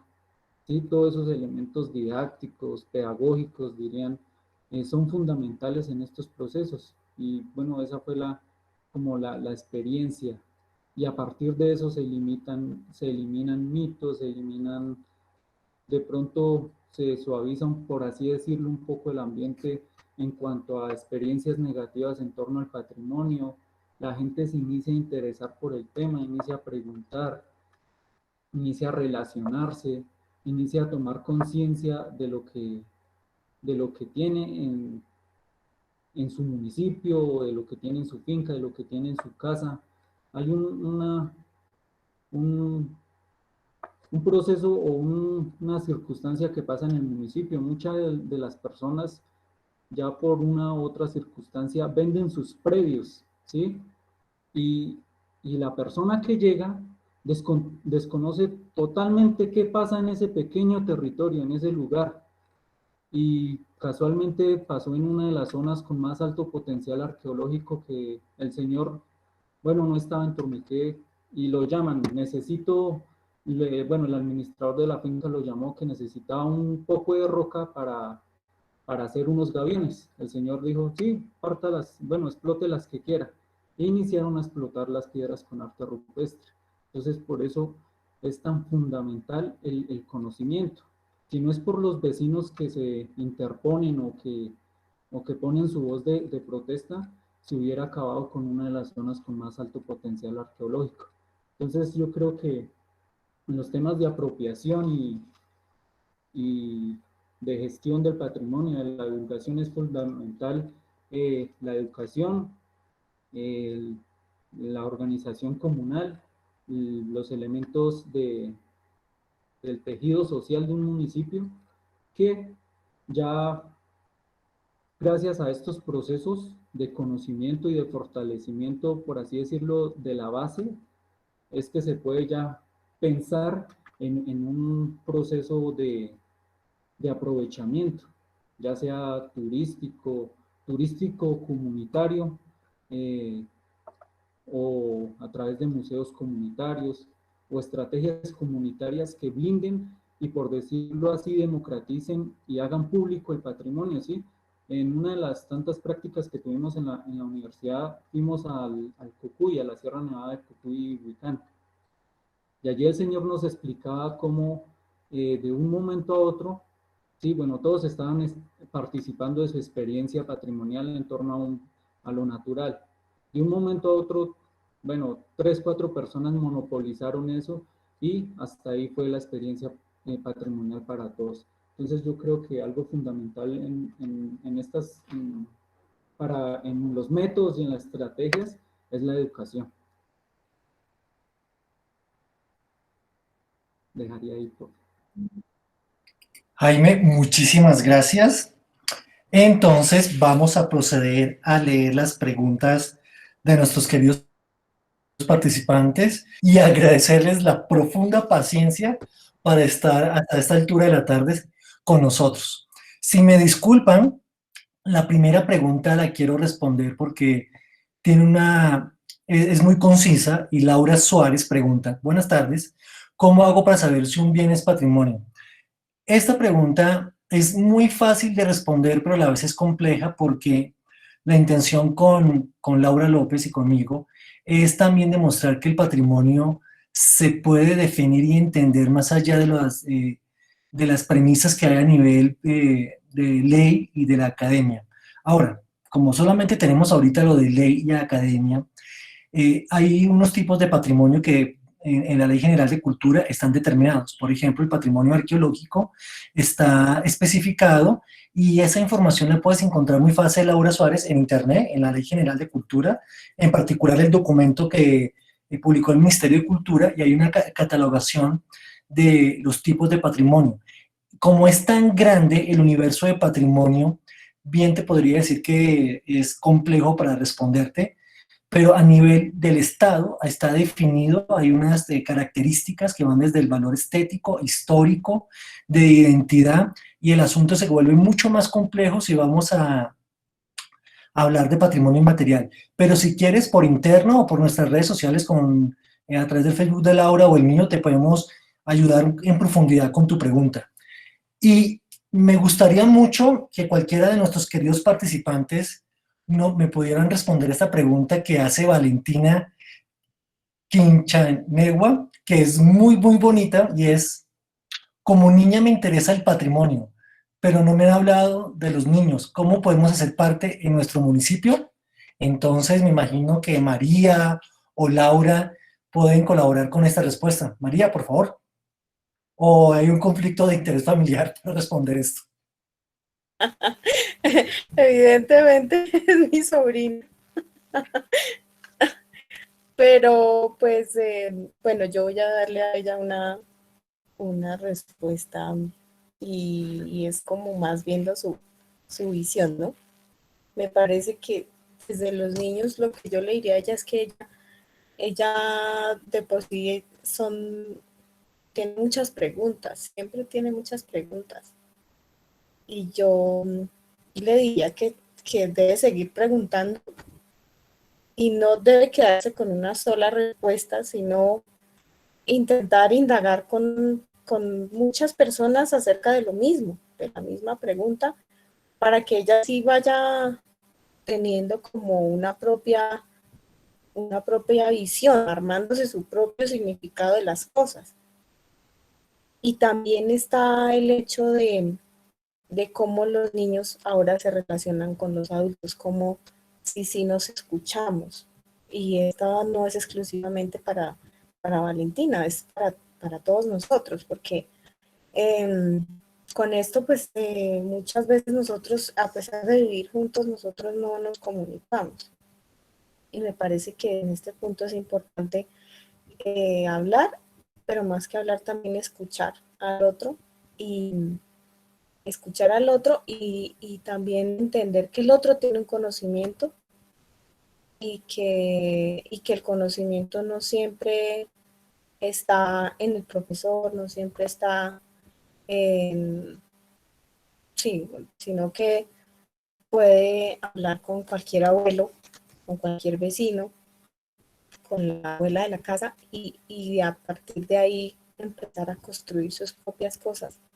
Y también algo que a ella también le gusta mucho y es caminar, salir, conocer el lugar donde está.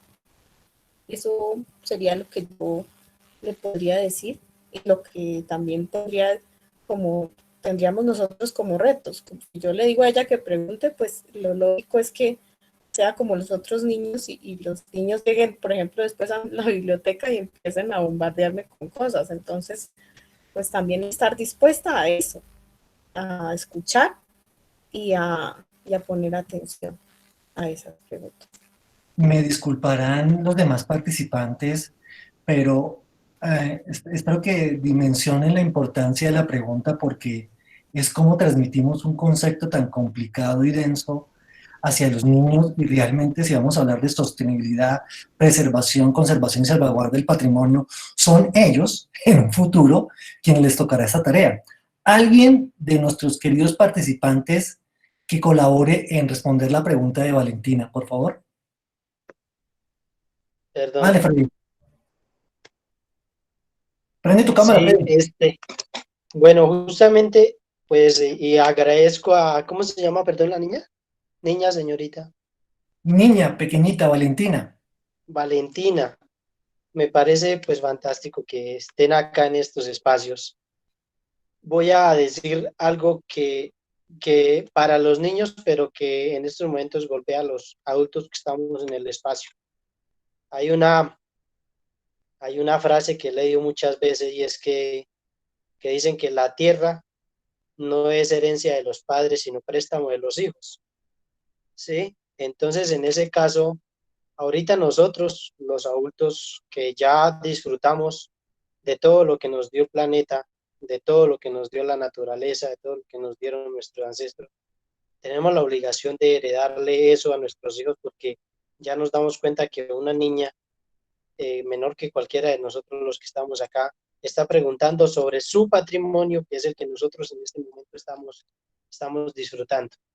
Entonces, pues básicamente nosotros, desde lo que nosotros hacemos, porque además de trabajar en el turismo vendiendo, pues también hacemos un tema de apropiación y de sensibilización en los temas culturales y de patrimonio en general. Entonces lo que hacemos y lo que hemos venido haciendo como ya es un tema de compromiso social empresarial es hacer que los jóvenes se apropien de lo que tienen y de lo que deben tener y de los niños también, y es saliendo con ellos a divulgar ese patrimonio. Como decía, creo que la divulgación nos ayuda a reconservar, pero también nos ayuda a conseguir aliados estratégicos. Y creo que hoy de pronto en los niños también vemos como esa oportunidad y esa esperanza de tratar con un poco más de respeto pues esos elementos. Y además de eso, pues hay muchas formas, porque el patrimonio, además de ser diverso, es dinámico y didáctico. Entonces ya hoy en día se pueden vivir experiencias a través del arte, a través de la danza, a través de la música. Decía Jorge Velosa en uno de sus escritos que el arte y que el patrimonio es la mejor forma de divulgar los pensamientos. Entonces, pues básicamente es como, digamos que ese es en el sentido que debemos conservar el patrimonio, porque para que nosotros lo disfrutemos, pero para que también le dejemos a nuestras futuras generaciones ese tema ahí. Bueno, Valentina nos puso en aprietos con una pregunta que honestamente es de una importancia y una trascendencia increíble y me gustaría, y es promesa de borracho y de político, pero cumplirla con tu tía y con Laura, de ver una forma en que podamos en ISA generar un taller para los niños de patrimonio. Y créeme que el patrimonio se puede aprender jugando, tocando y caminando, y espero que pase todas estas locas circunstancias y poder realizar un proyecto bonito con los niños que es necesario. Continúo con las preguntas y esta Si bien Freddy ha respondido y sería para Freddy esta pregunta, pero quiero corchar a Jaime y que me sea concreto con esto. Y pregunta María Alibaba. Para todos, buenas tardes. ¿Qué acciones estratégicas se debe implementar que conlleven el reconocimiento, cuidado y conservación del patrimonio cultural y natural como identidad territorial y base fundamental para el desarrollo del turismo como alternativa económica de la comunidad? Jaime, ¿terminas a hablar de turismo y de esta pregunta?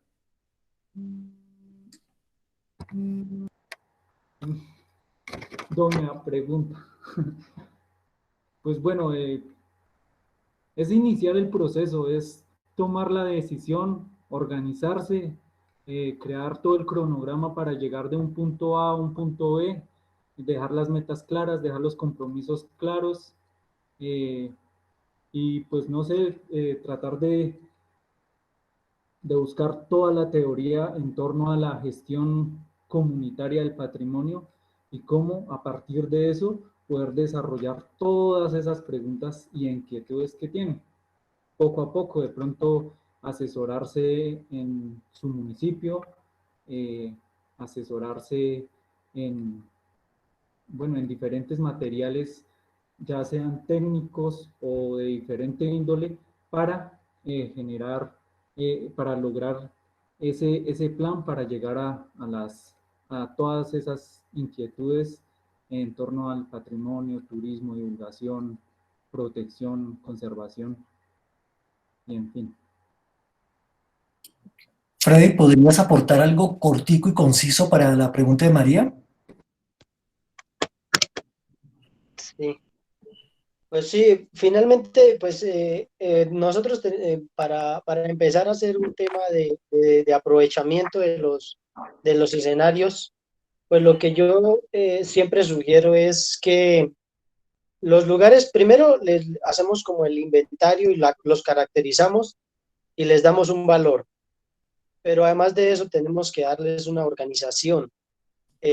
Para hablar de sostenibilidad, lo que nosotros debemos es tener en cuenta a qué posibles impactos, a qué posibles efectos se pueda exponer y pues a través de eso, pues nosotros realmente podemos generar una economía a través del turismo, podemos generar economía con el patrimonio, pues básicamente creando pues unos planes de trabajo.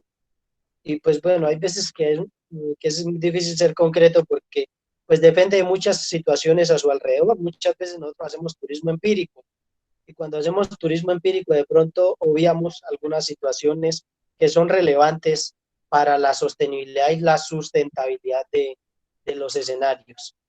Hay varias cosas que influyen en un tema de planificación y es la valoración de los bienes, servicios y recursos. Entonces, por ejemplo, un bien es cuando es un sitio que tiene un potencial, pero que no tiene servicios para el turismo.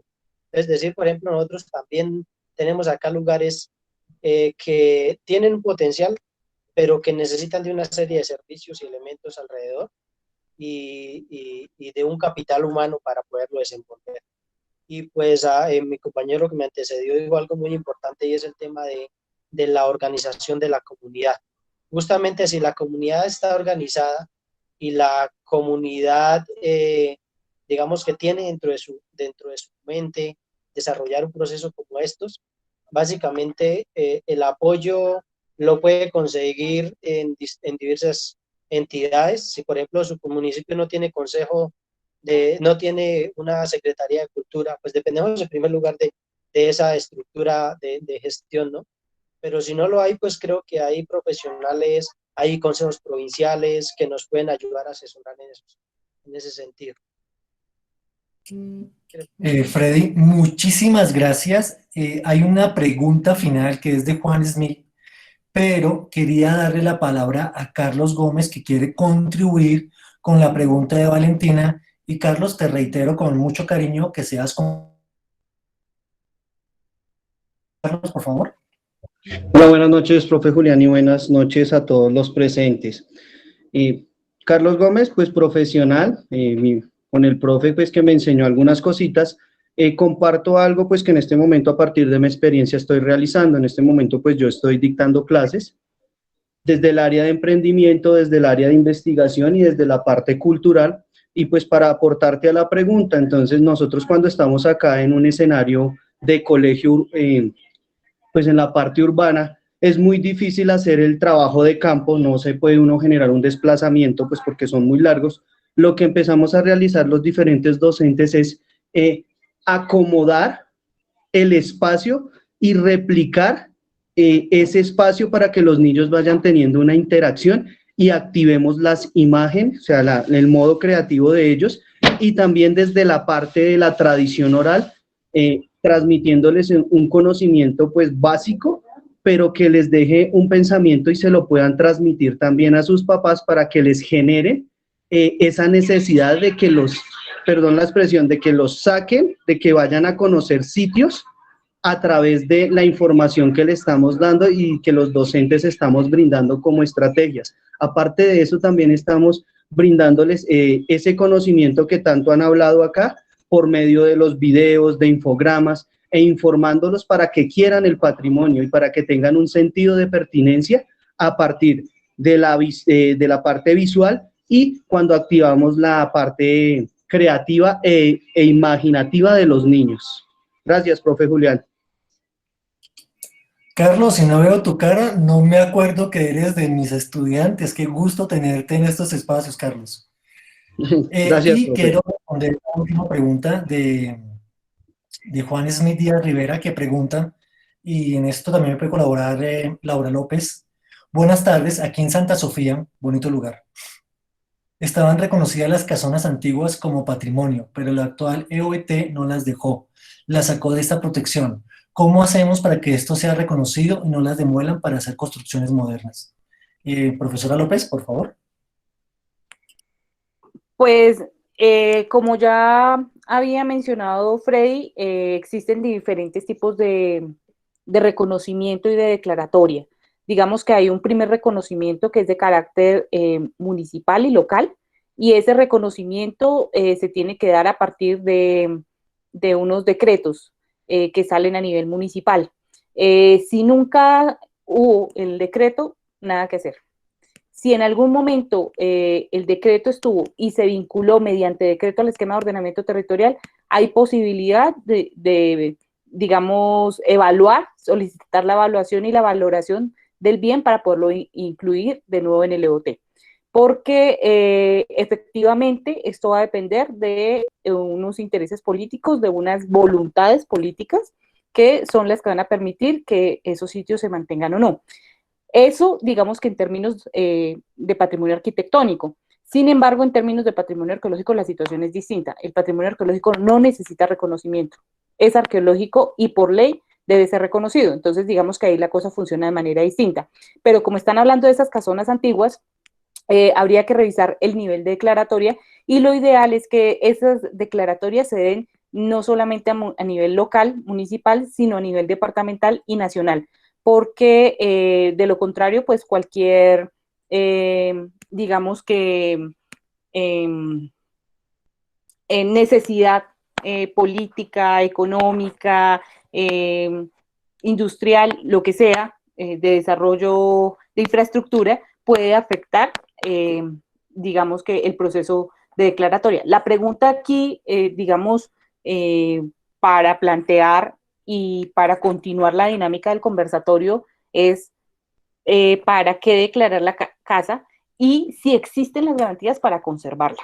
Yo sí creo que ahí hay que tener clarísimo qué es lo que implica la declaratoria, porque muchas de las veces encontramos en los municipios un montón de sitios declarados, pero están ahí en el papel, pero en la realidad se están cayendo, están pasando otras situaciones, nadie quiere resolver los temas de restauración y de conservación, nadie quiere generar unos procesos de apropiación y divulgación y se convierte, digamos que en un obstáculo para el desarrollo del municipio.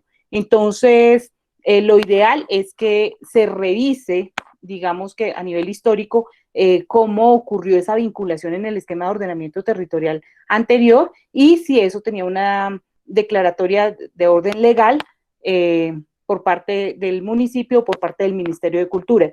Quiero aclarar que el Ministerio de Cultura no tiene sede a nivel departamental. Eso no funciona de esa manera. Quien está a nivel departamental es el Consejo Departamental de Patrimonio. Y el Consejo Departamental de Patrimonio, digamos que genera unos procesos de aprobación, digamos, de unos proyectos para que sean aprobados, digamos, para que sean preaprobados por el Consejo Departamental, es decir, viabilizados en términos de la formulación, en términos teóricos, pero también en términos económicos, y de ahí pasan al Ministerio de Cultura y el Ministerio de Cultura es el que termina aprobando. Pero no hay una sede ni hay un proceso de reconocimiento que se dé por parte de un Ministerio de Cultura del departamento, no existe. El Ministerio de Cultura es nacional y a partir de ahí se dan los procesos de declaratoria. Antes de que Laura concluya esto, quería muy sinceramente agradecer a los participantes y a los asistentes, y esto demuestra que el tema genera interés y que es necesario, y a nuestros participantes que no solamente se queden en este espacio, que yo sé que hace mucho más, pero es necesario la divulgación y la apropiación del patrimonio, y que no solamente se queden en las aulas, en las universidades, en las casas de las culturas, sino hacer una práctica cotidiana, social, y que de ella no solamente generemos proyectos económicos, sino también sociales, y que realmente necesitamos defender y apreciar el territorio que no solamente nos da paisaje, sino comida, agua y tranquilidad.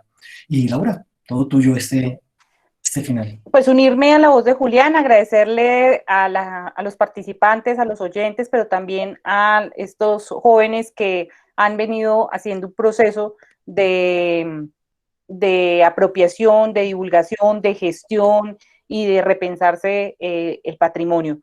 Creo que es muy valioso poder contar con esas perspectivas, con unas perspectivas también que están más mostrándonos que el patrimonio no es un tema de antigüedad ni de esas tradiciones ortodoxas, sino que también hay unas generaciones que se están preocupando por el tema y que incluso van a trascender a los niños, como pasa con el caso de Valentina. Invitarlos a todos cordialmente en 15 días, el 23 de julio, vamos a continuar con el conversatorio. La semana pasada habíamos hecho la propuesta para Cundinamarca y estuvo más o menos no, sino que hubo una presencia del suroccidente de Bogotá, y eso implicó que varias gente de Cundinamarca dijo, pero ¿por qué no lo amplían a las otras provincias de Cundinamarca? Entonces estamos haciendo el proceso de convocatoria y de gestión con los centros de historia, y a partir de ahí pues vamos a generar otras conversas. Muchas gracias a todos, y cualquier cosa estamos en contacto. Mañana el video empieza a rotar por si a alguno se le fue la luz, se perdió, si lo quiere rotar con algún compañero, entonces estará en redes sociales ya el video. Muchas gracias a todos. Muchísimas gracias y feliz noche, nos vemos dentro de 15 días.